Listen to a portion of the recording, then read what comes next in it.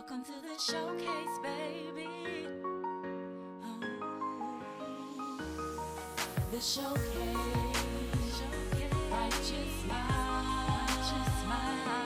It's your time to shine. The showcase. Righteous minds. It's your time to shine. The showcase.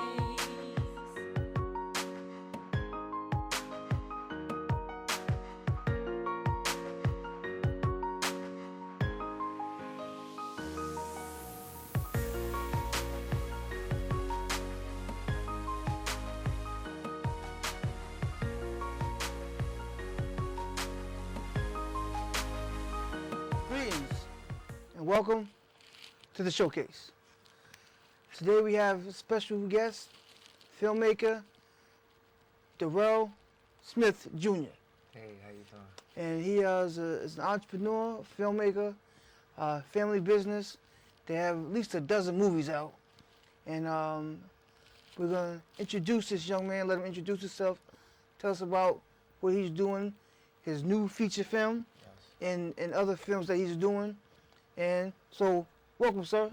Welcome. Thank you. Thank you So so much. let us know what's going on in the business. Okay, so my name is Darell Smith Jr. I am a filmmaker. I wrote this movie. I directed it. I produced it right here in Brooklyn, New York. It's a anti-prejudice film called Color Me White, as you can see right there. I'm actually on the upper left side of the film right there. Some people actually say I look like Tupac, but I don't Yeah, I thought it was him. I really did. right. But I know, not Tupac, but you know, I respect Tupac. But anyway, it's a movie against racism. It's a movie that's catering towards our black and brown community, and I'm showing how sometimes we could be prejudiced towards each other with the whole light skin, dark skin thing.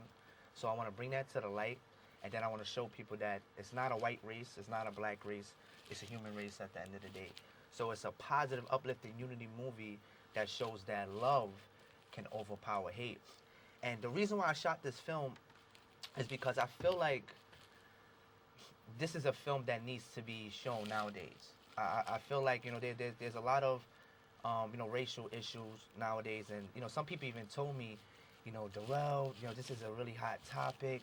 I don't think you should touch on this topic right now. And I feel like that's the problem with a lot of people, is that it's that fear of, you know, not wanting to touch a topic because you feel like maybe the topic is too big for you. You feel like it's too much, or maybe you feel like it's not my problem. Maybe my word doesn't mean anything. Right. You know? Yeah. So I'm just, you know, it just came to a point with me where I said, you know what? Only thing it takes is one person to stand and one person to lead. Right. You know? And then the rest will follow. And I just feel like this is a topic that needs to be spoke about. You know, I'm not racist. You know, I have. It's so funny because, you know, I promote the movie a lot. You know, on, you know, different places. You know, I'm a vendor. Different places I promote the movie. Different events I go to, and you know, I get white supporters. I get, you know, of course, black supporters, and it's like, you know, sometimes people they, you know, because of a lot of the stigmas that is created in media, like a lot of stuff that you'll see on news, or you'll just see in movies, and then you'll just automatically, you know, look at a particular race and then just put like this image on them while it's really not true. Right. Because there are a lot of white people I met that's not racist. Of course not. You know what I mean? And it's like you can't just take one group of people and say this is how they are. I feel like once we break those stigmas of you know, those just bad stigmas that we have of different people, then we'll really get to see the heart of the person. Right. You know? Now there's one movie and I met you vendoring one day, Yes. and I picked up a movie from you called The Gift. Present. Oh, The Present. I'm Yes, sorry. yes. Present. I'm saying Gift, but Yeah, The but it's Present. gift, present, same thing. It's the same thing And though, yeah. That movie like blew my mind. I was like, yo. Thank you. I mean, when it came down to, I don't want to put it out there. 'Cause Right. People need to get it. People need to But get it. Right. when I seen the ending, I was just like, Wow. I thought the other way. I'm thinking totally different. Right. But the build up to the hype, Yes. and then I was just like, Whoa. Yeah. okay, Yeah. okay, Yeah. I see that, Mhm. and it related. Not that it was really me, but But like it's like you could relate to it. Yeah. though, You know what I mean? Yeah. I know somebody. Yes. Yes. This is tough. This is tough and this is real and it's something that we can relate to. Yeah. And I'm glad that you said that, Rashawn, because it's this like this separate like our work and the movie, by the way, that's the movie my father wrote. Okay. You know, Darell Smith Sr. He wrote that movie. He directed, he produced it, and it's a movie that people can relate to, like you said, and I feel like that's what separates me and my father and our film companies, is because we shoot movies that is real, that people can relate to. People are like, wow, like don't get me wrong, the Supermans, the Iron Man, they're good too, but I feel like we need more films that people can feel and relate to. Like, whoa, like this was like a real story. Like I can relate to this. I know somebody that this movie's probably about. Yeah. So I feel like we need more films like that, and that's one of the reasons why I created this film called Color Me White. Okay. So, are there any? Do you feel a certain way when you go into making these? Like you said, is people say don't do that. So is there a moment where whether it's in the script or when you start shooting, or is there a point where you say, you know what, I really don't want to mess with this? There is, because it's like you go through a lot of battles every day, and it's like, sometimes your spirit can be up and you could feel motivated that you want to shoot something, but then hearing somebody else's opinion can really affect you, but you have to dig a little deeper and you have to like really dig deeper for yourself and say, okay, why do I want to do this? Why do I want to promote this film? Why do I want to write this film? And then when you think about the reason and you think about, okay, the lives that you can touch and the people that probably need to see this film, I feel like that's more greater to me to make me want to shoot a film. Okay. I have a lot of films that I want to shoot, and I pray that I will shoot them one day. But it's gonna have to take that extra umph inside. Yeah. That passion, that drive, that's gonna push you to shoot the film, because it's a lot of battles, and it's not one time I think I wake up and say, am I doing the right thing? I question myself sometimes. Yeah. But you just have to know what you want to do, and you have to know the reason of why you're doing it. Yeah. And that right there is gonna be, the final icing on the So cake. how was the budgeting The budget. for your film? Was it something that you as a family came together and said, look, you got to do this, or how'd you really, after the script writing, and you say, okay, now, that's how we're gonna do this? Was that something tough for you, or just was able to write some grants or something and get funded for your films? Actually, there's a lot of crowdfunding now that people are doing for their films, and that's really, really good. But I didn't take that route. Okay. I took the route of actually funding most of the money out of my pocket. Also, my brother as well, Darell Smith, he also is executive producer on the film as well. And my brother too, Denzel Norris, is also executive producer on the film. So it's like we came out of our pocket, and we had a lot of people who saw the vision, Okay. and they understood where we was trying to go, and they understood that we didn't have the money and the backing that we really wanted, but we made it work,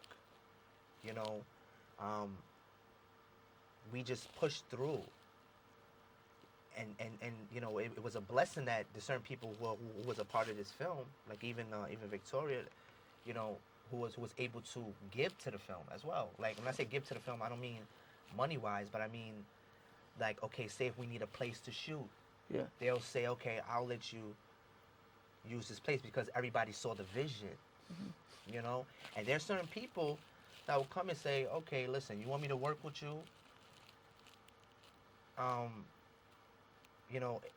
where's my, where's the Yeah. dough? Right. They'll say what's the dough, and in reality, I feel like, you should get paid for your talent, but everybody in this project understood the goal and the mission, because I explained it to them. I let them understand from the get-go. If I get paid, you get paid, and it's like, we also have like a distribution deal with Redbox. So big plan was to get the movie into Redbox. So if we got it into Redbox, and we all got, if we got paid, then everybody else will get paid. So that was the real big goal. But really, everybody just saw the vision, and they said, you know what, let's just do it. But I made sure everybody was ate. I made sure everybody was always good on set. But I just couldn't pay them for their services. But everybody enjoyed themselves, and everybody saw the vision, and they were just very happy and excited to be a part of something that is very, very powerful and magical.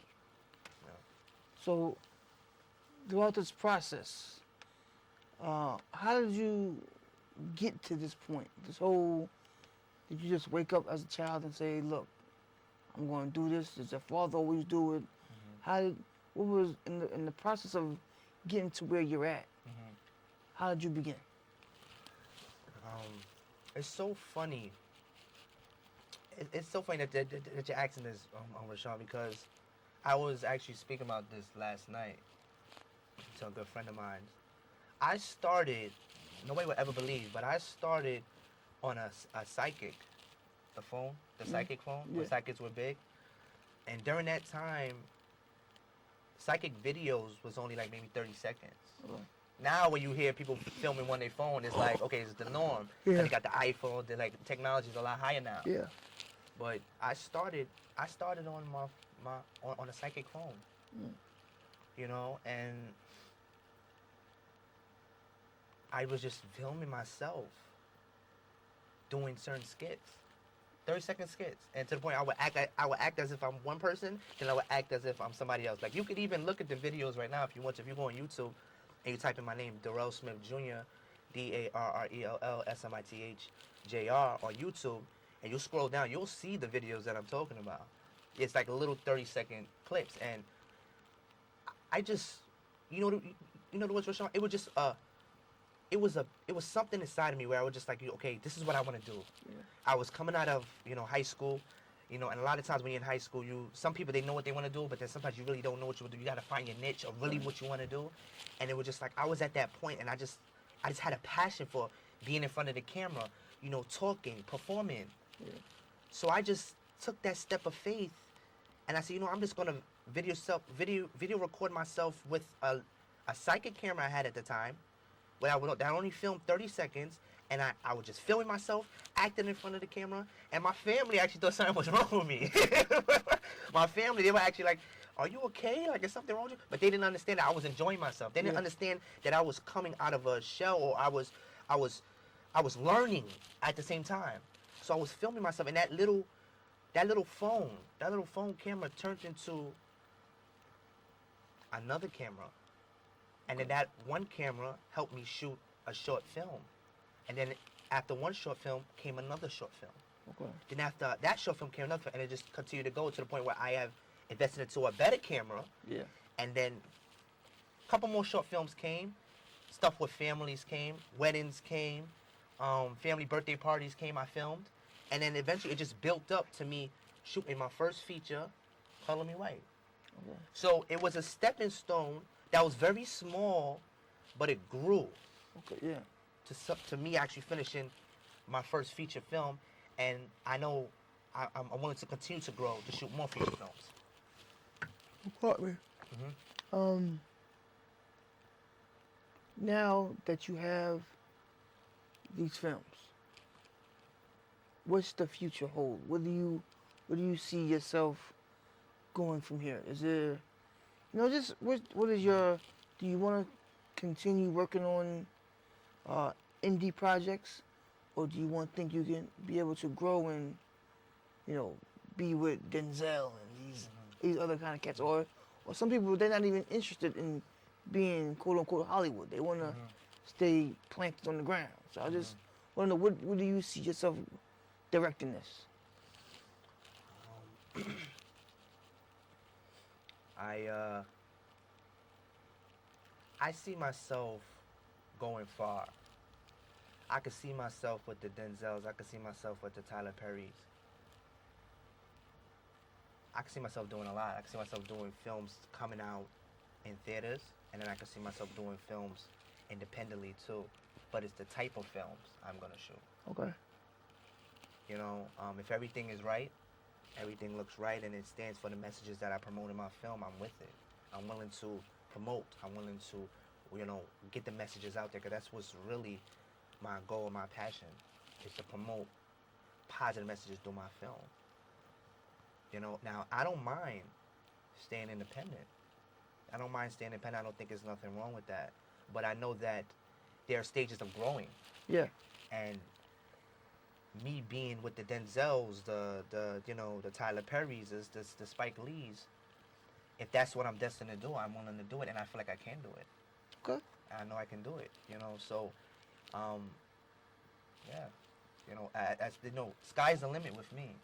I just know that I know where I came from, and I know that it started with a little phone, and it continued to grow with this first feature film called Color Me White, and I know that it's going to continue to grow.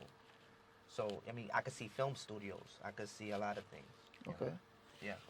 Now. Collaborations. Okay, great. Now I forgot to ask this, but it's really not that I forgot. It just popped in my head. Yeah. The movie Color Me White. Yes. Being a dark-skinned brother, Mm-hmm. how did this make you feel? Just even producing something like that. Well, it is definitely personal, because most of it is personal experiences. Okay. Most of it is personal experience, and most of it is experiences that I just witnessed that's around me.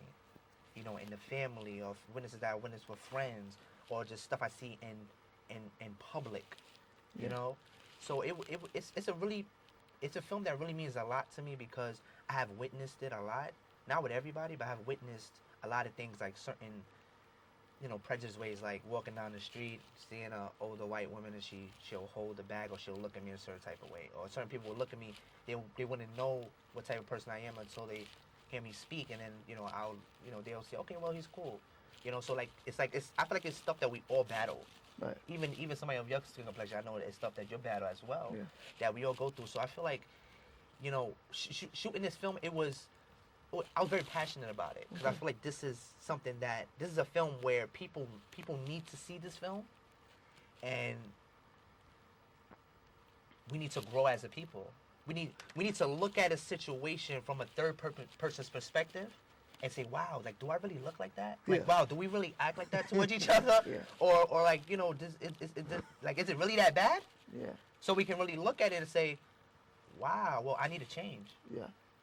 And change is a process. Change comes within. But I just pray that when people see this film, that it will plant a seed within them. Yeah. That they'll be able to, open up and look at life a little bit differently. Okay. Or think twice before you want to judge somebody, or think twice before you look down on somebody because of their skin complexion, or because of the skin complexion that they have, or you feel like you're less than a person because you don't have a certain skin complexion. Right. So I just feel like we just need to be educated on that, and film is one of the best ways to educate and to spread a message. Right. Now, is there a particular portion of this film, or is there any particular scene in this film that is more to your heart than any particular part in this film? Yeah, there is. There's a scene in the film where my character. Now, I don't want to spoil the movie for you, but it's a scene in the film where my character, he's speaking to his mother, and he's just tired. He's tired of being mistreated in his family. He's tired of people looking down on him. He's tired of feeling like he's worthless, or people make him feel like he's worth nothing. He's tired. So he comes out, he lashes out, he puts, he puts, powder on his face. Because psychologically, he's thinking if he was a lot lighter, then he'll get treated a lot better. Yeah. It's very dramatical. And he sits down, he's like, Ma, is this what you want? Is this what you want, Ma? And he starts to cry, he starts to tear, and starts to pour out his heart on how she made him feel. But then he realizes that he's a blessing. He realizes that he's good just the way he is.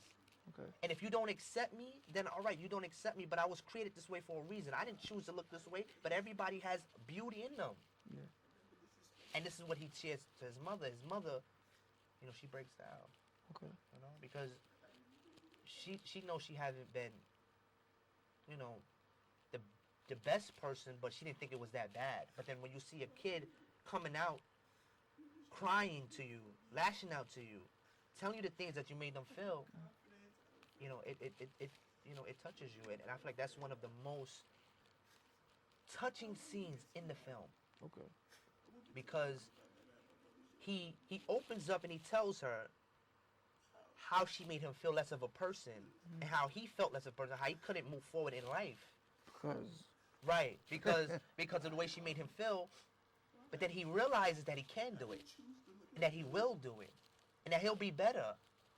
Sometimes we are our biggest enemy. Yeah. We hold ourselves back sometimes. And sometimes there are people who throw negativity to us, like negative that will down us. Yeah. And we'll take that negativity and dwell on it and keep it and say, they're right. Yeah. But if you know who you are, and even if people say negative things about you, but you know who you are, you know you can prosper, you know you can move forward, there's nobody that can stop you. Okay. But a lot of us don't know that. Because sometimes the people who tell us we can't do it are the ones that we love the most. Yeah. The ones we look up to. But then once we find out, listen, I love you, all of that, but at the end of the day, you don't have the final say. Yeah. So I can move forward in life. So for our viewers, let them know where they can reach you and where they can either purchase the film or even view some clips on it. Okay, well, right now you can you could go to I'm still building my website right now as we speak, but right now you could go on Facebook. You could type in Color Me White on Facebook. Color Me White Volume 1. Color Me White Volume 1. And you could like the page on Facebook, and you will also purchase the movie on Facebook right now as we speak. But I am building the website as we speak right now. Some people say I should have it done by now, but it's just I'm still working on some things with the website.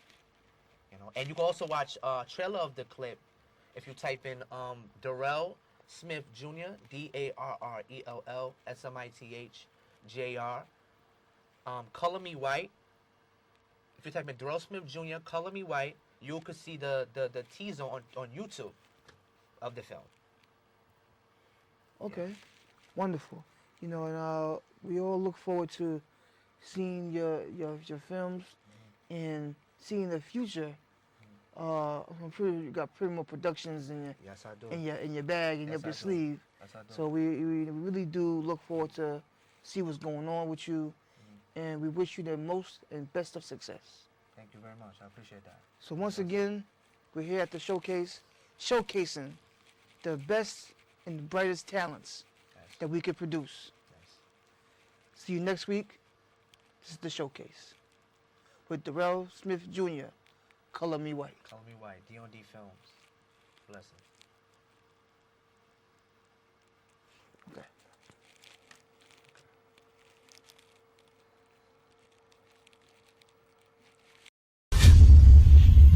I swear you gonna kill me one of these days. So what's this about? Do you want to know what Lenny and I are doing together? Then come on Bible study. Now get up. I thought our love was strong enough to go through anything. It's not the lack of love that I have for you, Kay. But it's a deeper love that I have for Christ. Huh? Yo, what you doing, man? What? Yo, Rashid. told you, right? You heard what I told you? I said I want my money every day. Remember what I told you. Big boys don't cry.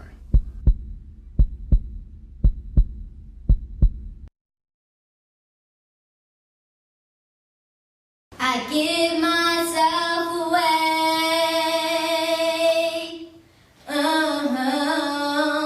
I give myself away so you can use me. I give myself away.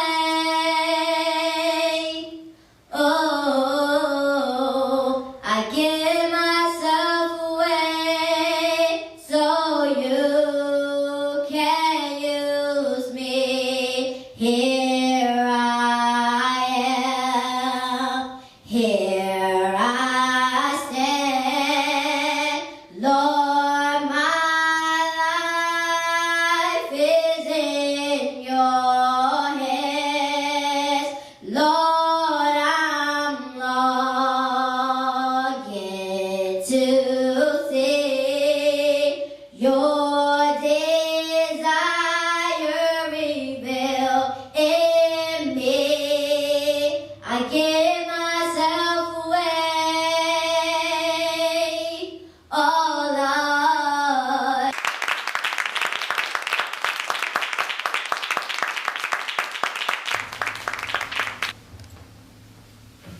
Ladies and gentlemen, I'd like to introduce someone who means a lot to me. You may know him as the pastor. I want to take some time to say a few words about him. This pastor, he's the reason why I'm here. He's my mentor. He's my guide. He's the person who introduced me to God. And I'm just happy to be here because of that man right there. This man, he's like a father to me. And the reason why I wake up every day just to be a part of this church. So no further ado, I'd like to introduce our pastor, Patrick Deberfield. Come on, Pastor.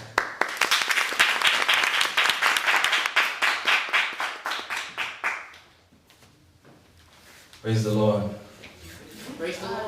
Hallelujah. Hallelujah. God is good.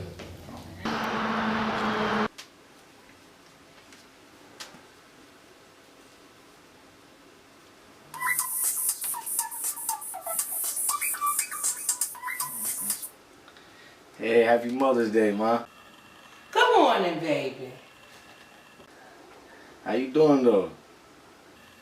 Do you have your money for the rent this month? Yeah, I got the rent for this month. I just got it yesterday. Okay. Good. What about Jack?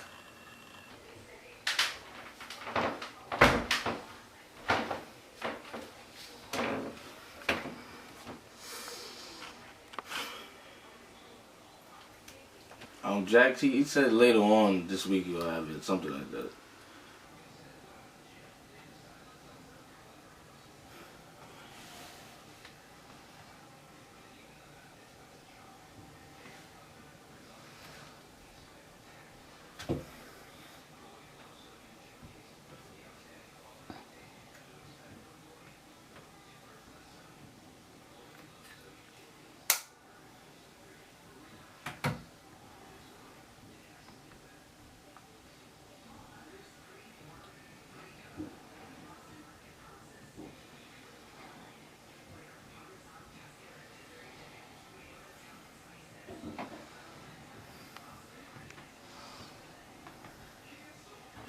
What? Mike, don't let Jack Black behind make you hold out.